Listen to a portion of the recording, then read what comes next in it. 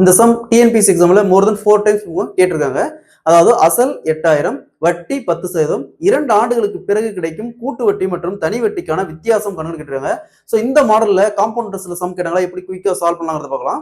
So இங்க அசல் 8000, வட்டி 10%, வருடம் 2 வருடம். 2 வருடத்துக்கு அப்புறம் கிடைக்கக்கூடிய கூட்டு வட்டி மற்றும் தனி வட்டிக்கான வித்தியாசம் டிஃபரன்ஸ் கணக்கு கேட்டிருக்காங்க.